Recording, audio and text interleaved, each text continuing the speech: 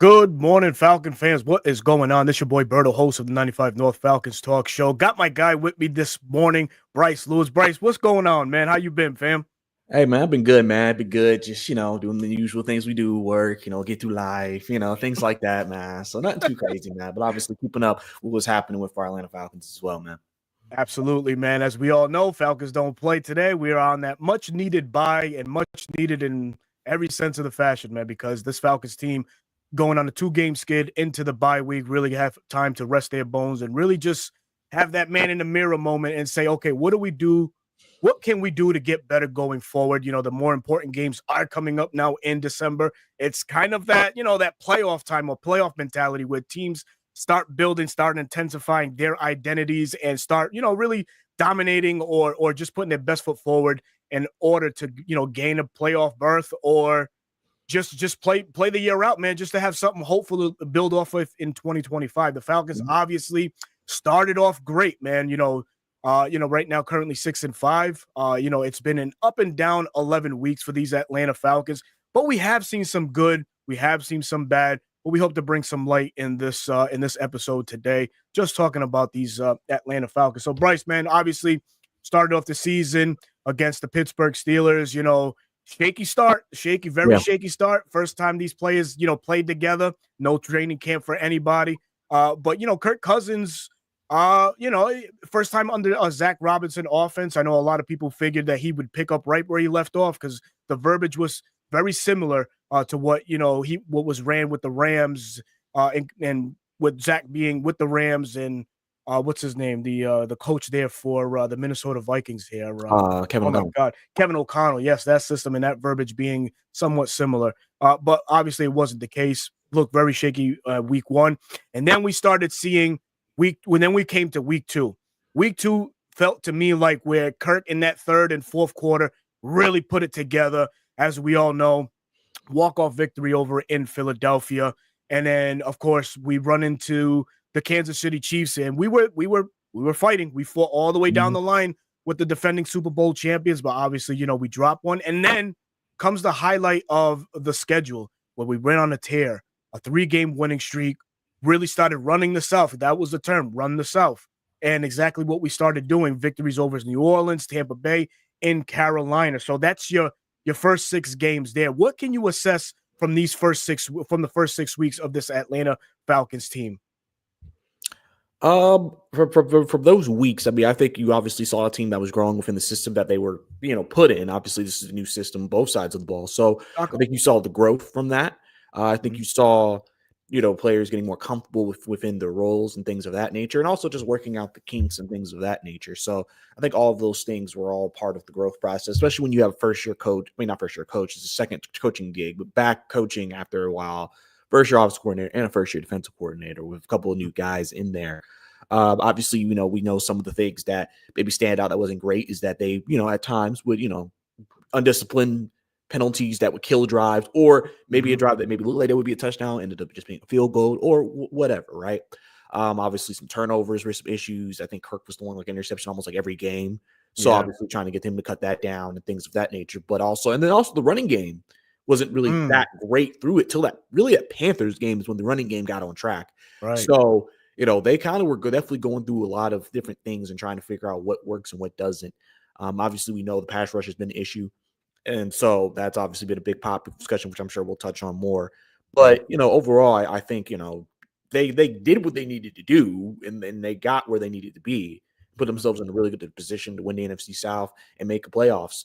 Now, obviously, with last 2 weeks, that's kind of, some people are worried, but, they're still have a winning record right now. They still have control of their destiny. They just have to, obviously increase the play. But I think, like I said, there are multiple things that we have all analyzed about this team and seen like, okay, this is the issue. This is not an issue.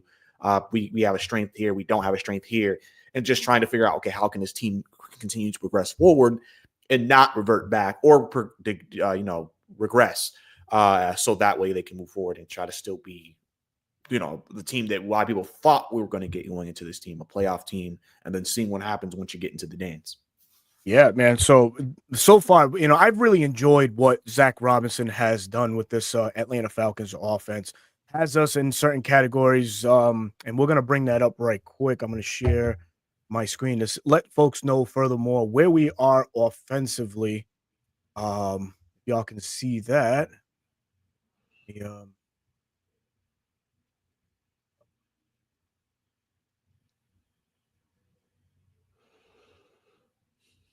that should be straight right there. But currently, the Falcons overall offense through 11 weeks, we're seventh in the NFL right now, which is a far cry from where we were last year at this point. Mhm. Obviously, Zach being a first-year offensive coordinator really has this Falcons trending up in the right direction, total offensive wise, as you see there, 27 touchdowns.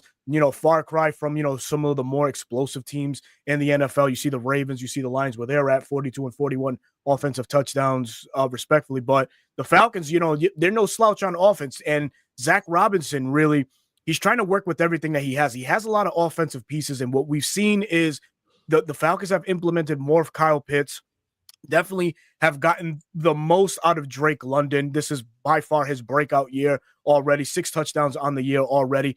The one of the better signings. Kirk Cousins was an amazing signing, but Darnell Mooney also, Mhm. man, comes onto the ball club, and he's really solidifying himself as a number 2. Dare I say even almost a number 1 on this team because the numbers are there. He's been a spark on this offense, really being, that counterpart to Drake London, who obviously was missing another guy on the other side, our running mate, to help elevate him in some sort of way. But the Falcons currently sitting 7th offensively. Passing offense, of course, way better metrics than last year, and that all has to do with the quarterback position. As we all know, it was a carousel last year. Kirk Cousins has us in the top 5 thus far, 243 yards passing, 17 touchdowns. I'm glad to see this. This is something that we haven't seen and quite some time. Falcons finishing in offensive ranks in the top 5 or top 10 with competent quarterback play behind the helm. So shout out to Kirk Cousins and everything that he's doing. And to touch a little bit more on Kirk Cousins, a lot of people bang on his mobility and stuff like that. We got to remind folks, he just eclipsed the 1-year anniversary of him tearing his Achilles. So really the comfortability in that on that leg, it's not going to be there. He might start regaining the mobility, the limited mobility he had in the weeks to come. So who knows? After this break, things could look even better for Kirk. So I'm hanging my hat on that. I know that a lot of people say, oh, he's statuesque. Yeah, but he's limited. He's limited at the time. Hopefully we get the Kirk Cousins in the first half of the Viking season last year in Mhm. this second half of the year where he's ripe, ready, and ready to go, man. And I say that because I think he'll be further into his progression with that Achilles injury, and then now with his body just settling in would allow him to do more going forward. So who knows? Kurt's best football may be in these last 5 or 6 games that we have left on the schedule. Rounding out the offense, this is where we've fallen back a little bit, and that's the rush. Obviously, under the scheme with Arthur Smith, had us pretty high last year. This year we're ranked 17th, 117.9 yards and on 8 touchdowns so far for the offense. And this is the focus where I'd like to see Zach implement more going forward. Really utilize Bijan and Tyler, man. Tyler's no slouch, and we've talked about him so much. Mhm. This is a former 1,000-yard rusher. We all know that. I'm not going to get into all of that, but there was a record shown this past weekend where the Falcons are either 4-1 and 5-1 when Tyler has a certain amount of carries, and obviously, handing the ball to Tyler has does pay off. It does pay off. And a guy like Bijan doesn't have the speed, but is an all-purpose back in his own right. Can you see Tyler being implemented a little bit more based off what we've seen in the earlier season with Bijan? Does Zach turn now to Tyler, say, okay, go after the bye, we're going to feature you more. We're going to utilize a Bijan in a different set to highlight your strengths, Tyler? I think so. I think, one of the big things this year has been the utilization of them both, because sometimes Mhm. it feels like he'll just use one more than the other at times. And it's like, you have the ability to mix and match, or like maybe we mentioned in a conversation earlier this week, maybe some 2-back sets. They're both on the field, try to use them in that way. So I definitely think Tyler Algier would be a good idea to use in more in the offense. I do think in general, the Falcons need to rely more on the running game, just because to me, I think that'll help to, offset some of the issues they've had. Obviously, a good, effective running game can slow down a pass rush because now, especially and really improve the play action, which Kirk thrives from. And so I think that's just something that they need to look into with Tyler Algier, because Tyler Algier is a guy who is capable of having a big rushing game if given the opportunities and given the carries. Because like I said, Bijan, you can use him in different ways. He doesn't have to always be rushing the football. He could be through passing in other ways. With Tyler, you probably want to use him as more of a downhill, one-cut guy. Let him use his momentum. Obviously, we know he's a very powerful runner. You make him make plays off of that. And then after that, now it's like, because you want either back to be in the game saying, okay, we don't know what they're going to do. We don't know what they're going to call here. We need to be prepared for all options, things of that nature. So I think relying on them both and maybe upping the carries in terms of rushing per game, rushing attempts, I think could lead to some really some success for this offense, because we know they can pass the football, but I think we've seen sometimes they get a little pass happy, and then that kind of starts to slow some things down. They maybe have longer third downs. So rushing the football can kind of help with that. And then also the type of runs they're calling, make sure you're using effective runs. Obviously it felt like at first Zach was kind of sticking to one type of run, that he started varying up his runs a little bit. So continuing to evolve that. And it just, like I said, you have players who have particular skills. You got to maximize their skill sets on the offensive end so you could get the most out of the offense when you have a guy, especially like Kirk Cousins, who has shown you give him protection, he can eat you alive through the passing game. So if you have the threat of they could beat you either way, it will only do it will lead to probably very good results for the Atlanta Falcons moving forward. Man, that's a great point too. And another thing too with Tyler Algier and Bijan, like my vision for Tyler the rest of the way is, I mean, it might sound crazy, but really not limit, but, just try to split the carry or the ball distribution. I like to see Bijan used sort of in that James White role that New England used him for, in those New England successful years, James White, successful running back, in all purpose back in his own right. But Tom was able to use him not only in the running game, but in check downs and in the passing game. And he was able to carve up defenses and really get the most out of his yards after the carry or yards after the catch as well. And Bijan offers those same metrics. And like you mentioned, we talked about it earlier.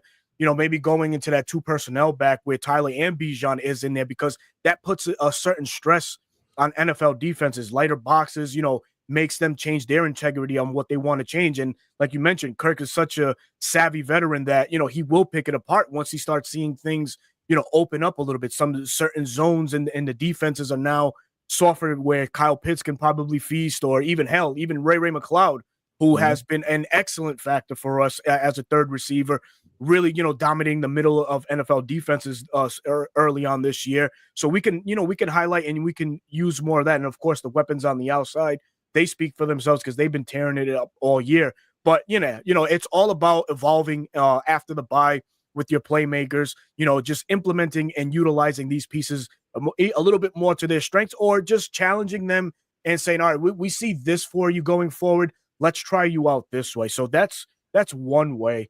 that I can see this Falcons offense really kind of like taking off. And again, Zach Robinson, for me, I think he's doing a fantastic job in year 1 so far.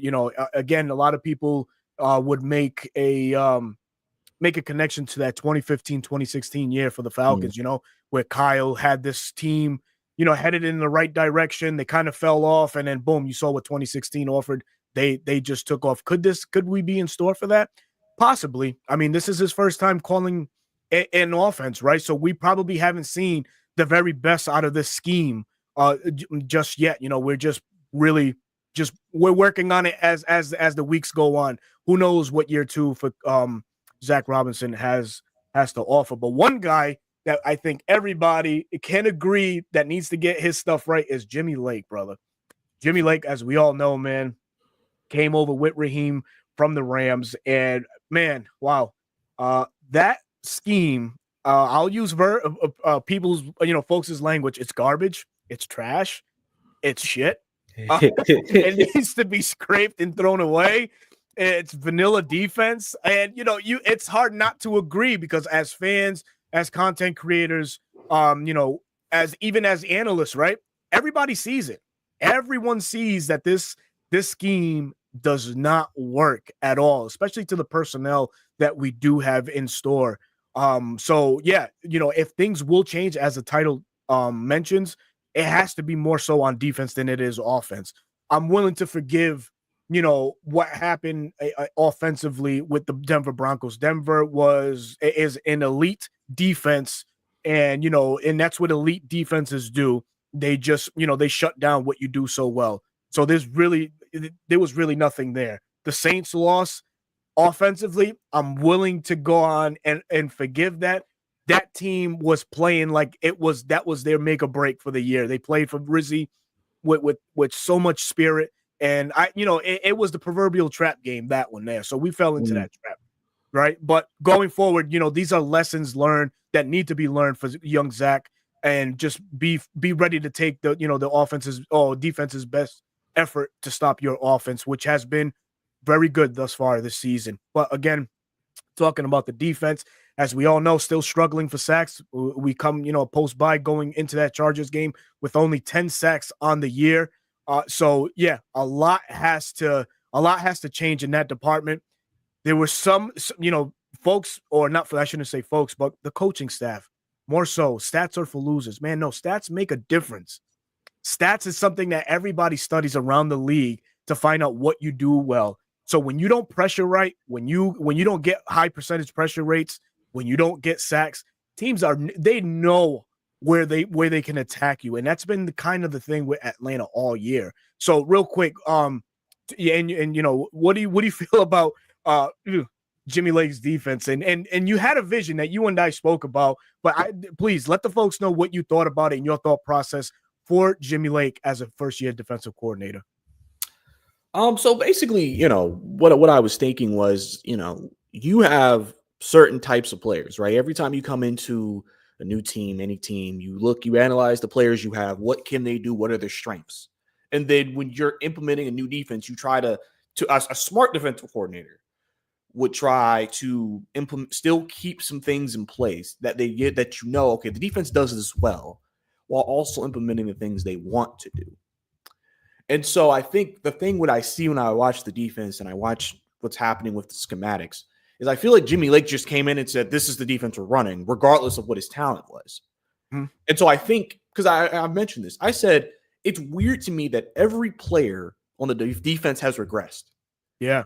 Like, it's one thing if one or two players regress. That happens. But every single player has regressed. And, some people are going to say, well, the defense wasn't supposed to be as good as they were last year. At the end of the day, prime example, a man that is hated right now, Lorenzo Carter. People, you remember Lorenzo Carter was tied for our lead in sacks on this team last year with 6.5. Now this man can't do a single thing. Mm-hmm. You're telling me he can't do anything? Even nothing. Like, and Yamada, people said regress. Grady, we know he's come back from an injury. It's crazy because he still leads us in a lot of our categories, but people think he hasn't done anything. Ebiketie has he has one sack now. Mm-hmm. Last year he was barely getting snaps with Ryan Nielsen at the beginning of the season. Finally got some snaps, was able to end up with 5.5 sacks. People were like, oh yeah, give him more snaps. That should improve. Yep. Defensively, Caden Ellis looked better. Obviously, Nate Landman, I think, has an injury that slowed him down. We watch him; he does not look the same. No, he don't. But obviously, you also lost Troy Anderson over a majority of the season so far, so that's also hurt. And then, especially in the secondary, because we play this bend, don't break, whatever zone stuff that he likes doing, right? Yep. And my issue is you have two ball hawking safeties. You have two of them, right? Why are we playing soft all the time? Why are we acting like we are just going to let up big plays across the board? We act like a defense who's like, our secondary is bad, so we got to play soft. Mm-hmm. I would think with two ball hawking safeties, you could be more aggressive because you trust them. Right. And listen, it's just part of the game if you get burned. It happens. But you can also create more opportunities for your defense through that. Yep. And so I think, again, people said Justin Simmons has been bad this year.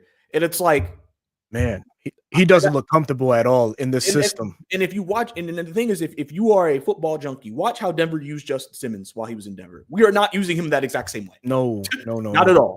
He's thinking way too much on the field, and that's not his game. His game is to just make plays, right? So focus the defense on, or the offenses on just playing to the strength, right? And that's what Denver did so well last year for their secondary. And lo and behold, Justin Simmons, another Pro Bowl year, and it just hasn't turned out to be, for him in our uniform, in our scheme.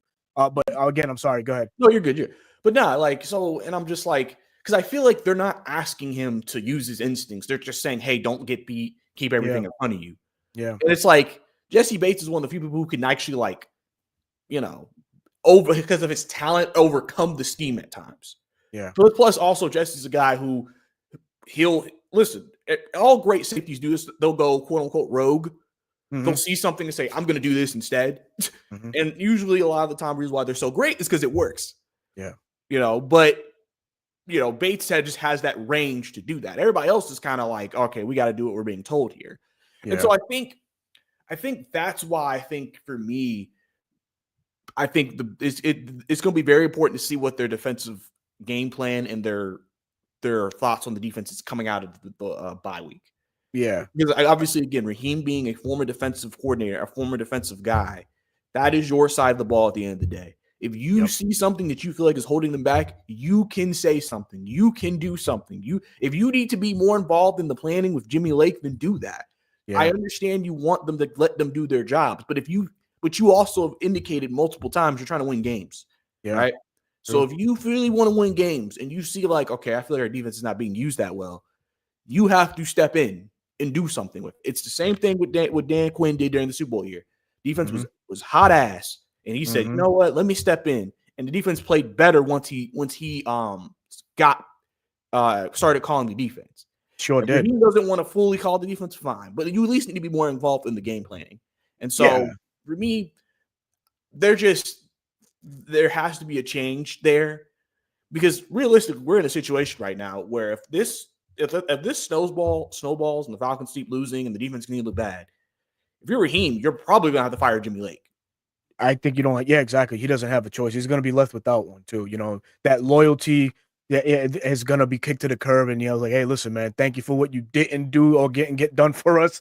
We wish you well in your future endeavors. But highlighting the defense, right? And as you mentioned, speaking about the secondary surprisingly was a bright spot for us early on. Mike Hughes, we've been getting some fantastic play from him. AJ Terrell, AJ Terrell's been up and down. Anytime you see a bigger wide receiver on the matchup, that he's going to be in for some trouble. Metcalf earlier this year, and company really put it on him. But needless to say, he's had a pretty up and down season. Has 2 interceptions thus far. Of course, Justin Simmons, Jesse Bates. That's where I thought the defense was gonna shine. I thought that having those 2 guys back there was going to allow everything underneath to just, flourish. And it really hasn't. But like you mentioned, these guys are not being properly used in this scheme. Now, linebacker, defensive line, this is the struggle for me, because these linebackers look, they look lost at times. And the one that suffered the most to me thus far is Nate Landman. And that could be, like you mentioned, because of the injury that he has, but just really, I don't think the scheme favors these guys, man, because these by right aren't coverage guys in any way, shape, or form. These are downhill thumping linebackers. You could say, Caden is more of your pass rushing linebacker out of the 3. Nate Landman is your downhill thumper, and Troy is your Swiss Army knife, right? This is a guy that you could probably use as a middle linebacker, but also use as an edge. But they haven't all been on the field at the same time. It's only been twice this year that they have. So I think that's another thing that was holding us back and Jimmy also from really scheming up things the way that he wanted to, is being able to have all of these 3 guys really play consistently together and allow everything else to open up. But it hasn't been the case. But as any smart or good defensive coordinator, we'll switch up a scheme. We'll switch it up to their players, the players that they have, and use it to their advantage. And Jimmy hasn't been able to do that by none. So after the bye, I would expect a guy like Jerry Gray to have a more vocal presence in that defensive room. He is the assistant coach. He is a guy that knows a thing or two about defense. So really, I would expect him to start, helping Jimmy if he hasn't already. I don't know. Just start dialing up certain looks. Really start implementing some defenses going forward. And that would be my expectation, because trotting out what we have for these first 11 weeks, and like folks are saying in the chat, but again, salute to everybody's in the chat. Don't mean to be rude. Thank you guys so very much for joining us this morning. Really isn't going to cut it, and really is shaping us to be more pretenders than contenders in this NFC. Because folks, again, it's a copycat league. We have 11 weeks worth of footage out there that all NFL offenses or offensive coordinators are gonna dissect and say, okay, this is how we are going to attack the Atlanta Falcons. So by default, we have to change going post-bye. Let's talk players, right? You mentioned David Onyemata, you mentioned Grady Jarrett, our vested veterans on this defensive line. So a lot of people, like you mentioned, feel like Grady has regressed a bit. David has regressed a bit. Out of the two, I feel David has regressed more than Grady. So post-bye, I would really want his snap count to be limited.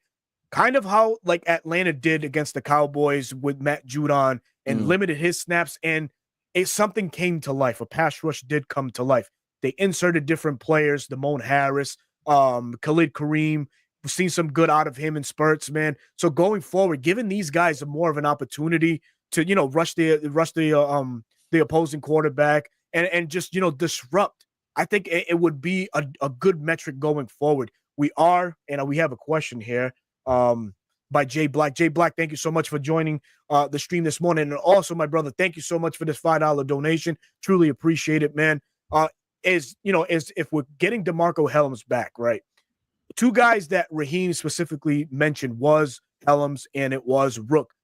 Rook maybe more so than Hellams. Hellams still doesn't have a timetable. But when we do get Hellams at whatever point, if it's mid-December or even for a playoff stretch, if we do make it, he'll be key in there, because there's different things that you can utilize Hellams with his physicality. Last year, we saw him more as that tone-setting safety. It could be, more dime defenses in the future for Atlanta, utilizing Hellams and his strengths. But Rook is one key guy I would like to see get more snaps, because Rook, I think, came to life in his first matchup versus Tampa Bay, and he started showing really some disruptive measures.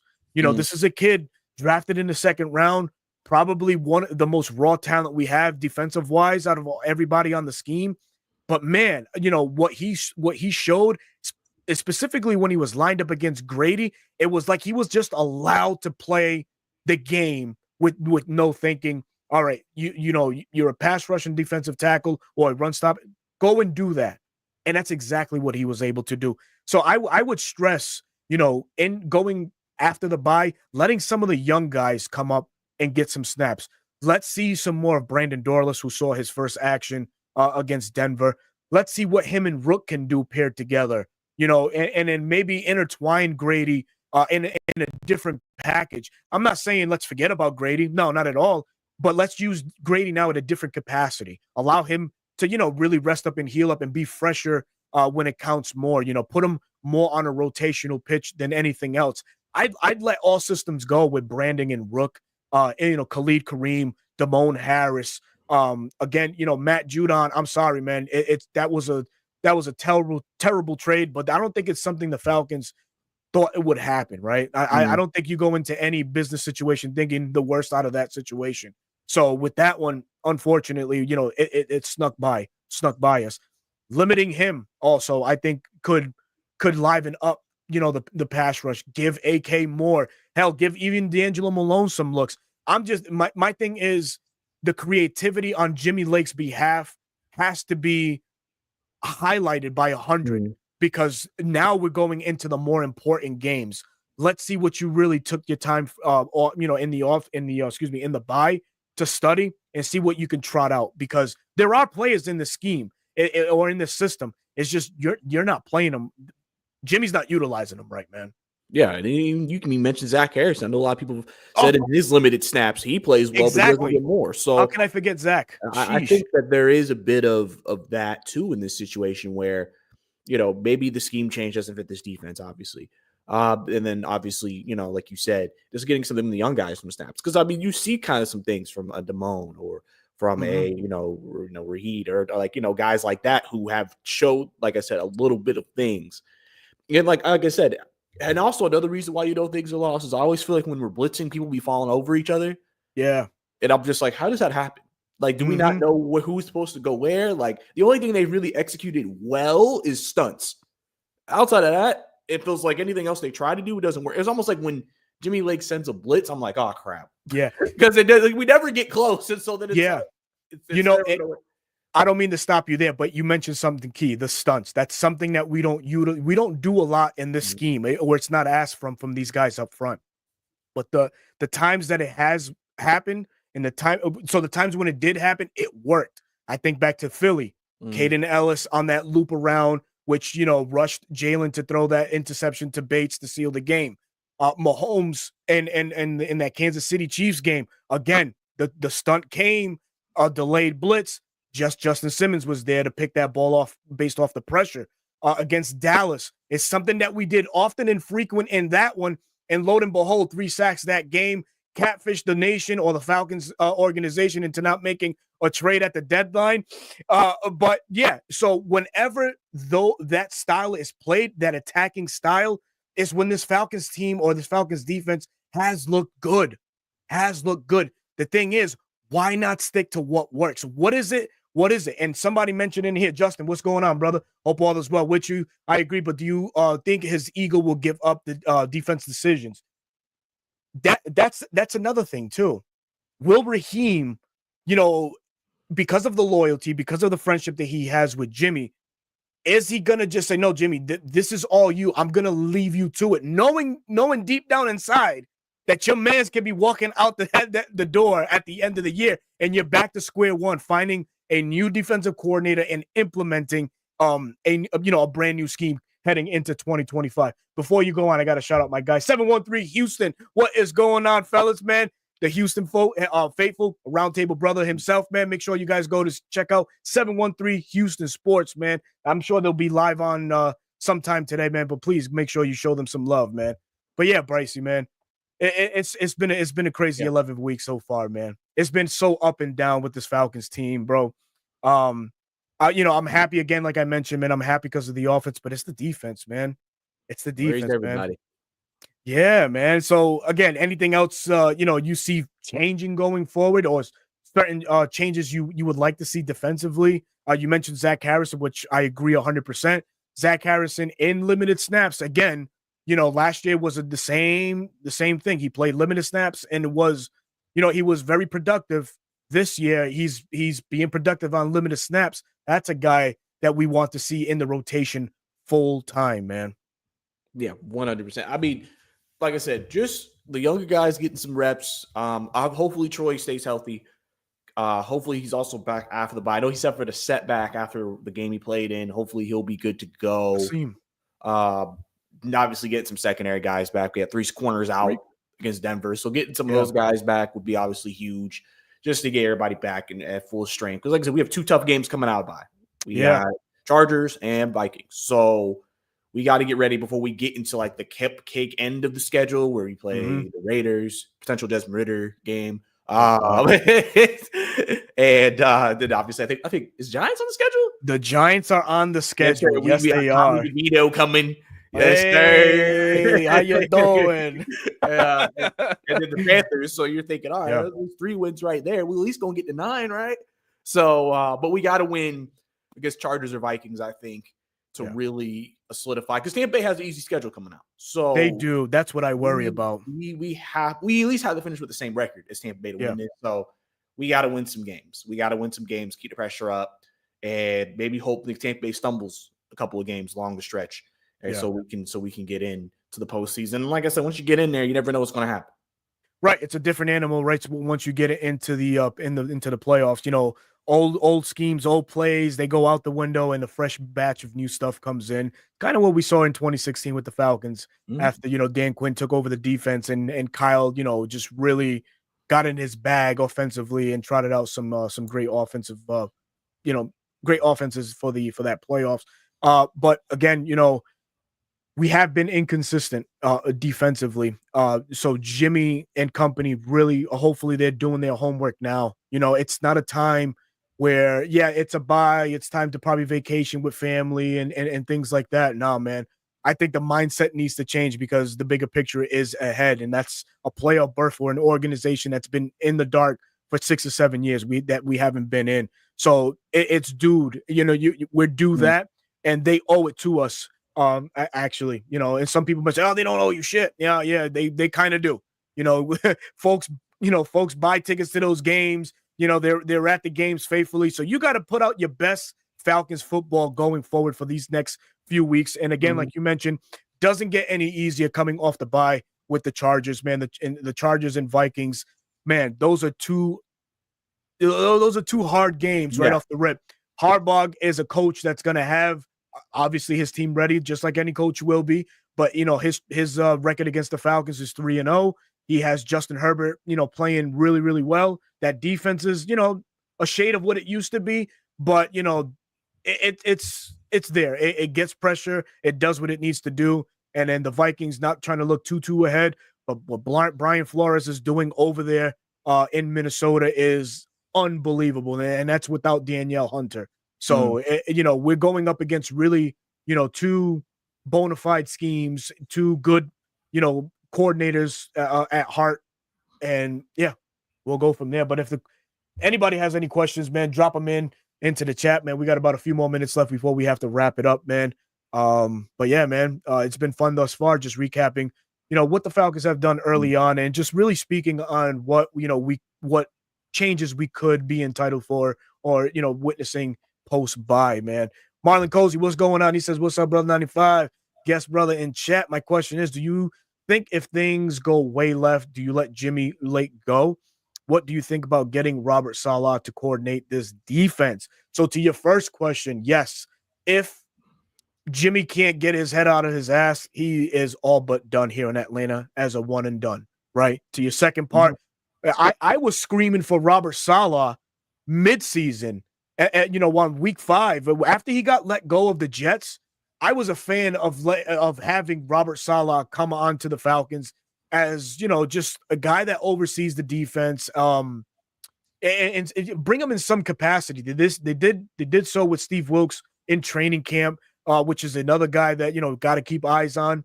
But yeah, Robert Saleh, if things go left with Jimmy, I wouldn't mind him coming in. He has that proverbial attack style defense. We saw what he did with the 49ers. Man, hey, listen, man, there's pieces here that he can get going in the right direction. And so it wouldn't be that far off of Robert Saleh style defense here in Atlanta. What say you, Brycey? Yeah, I mean, I'd be for it. I even think, you've talked about Steve Wilkes before. He's been Mhm. around the team. He was a guy who was at camp. So that also could be another name that maybe you look into if you let go of Jimmy Lake, if that does happen, is bringing in, obviously, we know he has strong relationships with Terry and Raheem. So maybe that's somebody they could go to if things did not end up working out for the defense. Yeah, yeah. Here's another question here. Berto and Bryce C did my question. Did Helms cover tight ends? Um, in the scheme. Last year he did. He he Yeah, I he mean, we had don't know some about this scheme. responsibility. We don't know about this scheme. This scheme, I don't think it favors Helms being anything in coverage whatsoever. I Mm. think what they'll utilize is his physicality in the run game, or as a spy, possibly because he does have speed to keep stride for stride with certain QBs in the league. Um, let's see. Carlos Wiggins says nobody feels out of any game with us. That's why we consistently making history on someone else's stat sheet. Yeah, I mean, can't argue that. Can't argue that. Bo Nix came out and he, man, 4 touchdowns. Forget about it, man. He looked like a young Drew Brees back there. But again, to his point, yeah, sure. Falcons defense is always allowing these younger rooks to come in and just make do with what we have on defense, man. So Yeah, can't argue that one, man. Raphael, something what's going on, man? It says it's crazy to me that every defensive coordinator we've had lately, we've pretty much seen the same concept: no sacks, no pass rush, dropping linemen in coverage, prevent defense all the time. To the no sacks, no pass rush. Okay, to the no sacks, we had 42 last year under Yep. Nielsen. The pass rush, yeah, I'll give you that. Yeah, sure. We still struggled last year. We got our sacks more in quantity than we did over one quality player, and that's my metric: quantity over quality. Um, and the dropping of the lineman in coverage, I'm not a fan of in any way, shape, or form. I hate it. I absolutely hate it. I absolutely hate it. And yes, more of that same is done in this scheme. We saw Matthew Judon drop several times into coverage, and that's a no-no for me. Bryce?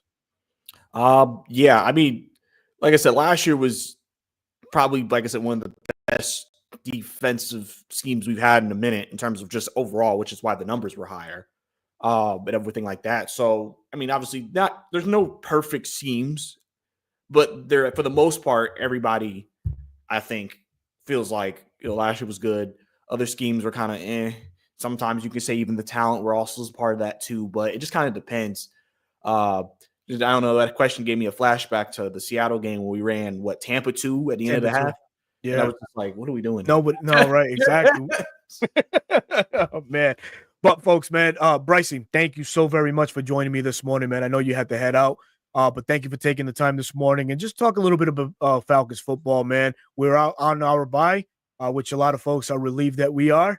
I know that we catch a break too, but again, Mm. we thank you so very much for coming on the show, man. Yeah, man. I Oh, appreciate you having me on for sure. yeah, let the folks know where they can find you before you head out, please. Yes, sir. So, if you want to keep up with me, I am on Bricey_2K, BRICEY_2K across all social media. Also, my YouTube as well. You can catch me out there, Bricey_2K.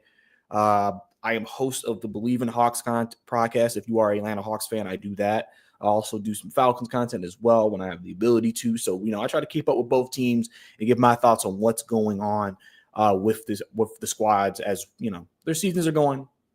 We got to see how things go. I try to be a guy y'all can depend on, but obviously y'all can depend on Berto more than me.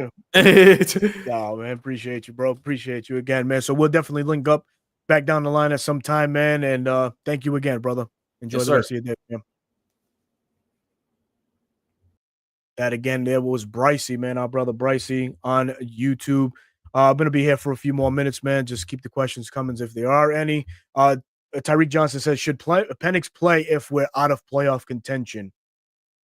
Yeah, sure, why not? At this point, yeah, why not?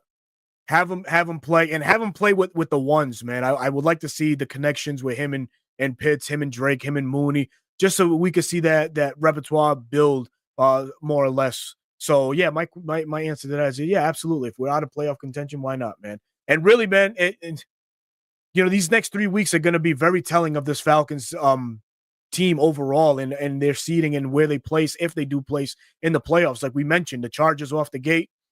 We still got games against the Chargers, the Vikings, the Raiders, the Giants, the Panthers, and the Commanders. So, man, we still have a full plate, on our schedule. No game is easy, of course. But yeah, who knows, man? Who knows?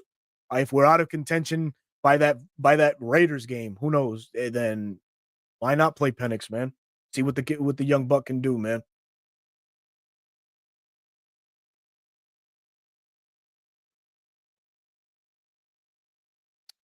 Brother 95, do you think it's time to deal Grady Jarrett 97? That's a hard question for I'm a huge Grady Jarrett fan. I love Grady, man. I love what this man has meant to the team. You know, the epitome of what a true professional is all about. His story, wonderful, drafted in the fifth round, as we all know, fourth round, excuse me. And he's look what he's turned out to be. Is it time to deal Grady? My heart says no, but really, it may be time at the end of the year to possibly cut ties with our great one there, man. And he's the type of guy that has earned it. In my opinion, where to go, where his next destination is. Maybe trade him to a Super Bowl contender, a team that's just going into next offseason, a team that's one piece away, or a guy that's going to give you high quality effort as a rotational piece to a defense. If teams come calling for Grady, then yeah, man, so be it. Again, at the end of the day, it is it's a profession. And I learned a long time ago, man, you can't have emotional ties to players because in business, you can never say never. Oblivion Empire, what's going on, brother? But yeah, man, just figured I'd jump on here for a few minutes, man. Just talk to you all about what we expect going forward, highlight some of the good that we did in the beginning of the year, just offensively, speak on what we can look forward to in the second half, post by things on defense, things on offense. I had my guy Bryce Lewis on with me, man. Again, thank you everybody for supporting the channel, for supporting me. I'll be back live streaming on next Sunday. It's a late game, I believe, next Sunday. So whatever time we come on, I'll be on. I'll be on chopping it up with you guys, and hopefully I can see everybody there next week. Let's see, Tyreek Johnson. Kirk should take a pay cut heading into this offseason if the season doesn't go up. That's a possibility. They could turn around and restructure his deal, especially for cap situation. Falcons only have about $8 million in salary cap next year, so I know, again, like they do every year, they look at one of the higher salary guys on the team, like Jesse Bates, Chris Lindstrom. Kurt could be one of those guys that they go in and they restructure. AJ can get restructured again next year. So, just to open up the cap a little bit more. So it's not out of the question. Jay Black, Berto, can Troy cover tight ends? I think he can. Absolutely. Absolutely. I mean, this year, probably we could have seen some assignments where it allowed him to cover a team's tight end. We saw it actually we did see it in Week 4 versus the Saints. We saw him. He had some one-on-ones with Alvin Kamara, and I believe he lined up maybe once or twice with Juwan Johnson and what's that guy's name? The tight end for the Saints, the guy that's always doing work on us. I forgot his darn name. But yeah, but to answer your question, yes, Troy can cover tight ends. Troy 100% can cover tight ends, man. But again, folks, thank you again for joining me this morning, man. I'll give you your Sunday afternoon or Sunday morning back. Enjoy the 1 o'clock games that are coming up, man. And of course, you all know where to find me, 95 North Falcons Talk Show on YouTube. You can also find me on Bleacher Report. I'll be back next Sunday breaking down the game against the Chargers. And yeah, until then, man, I will talk to y'all soon, man. Enjoy everybody. Enjoy your Sunday, man. Peace.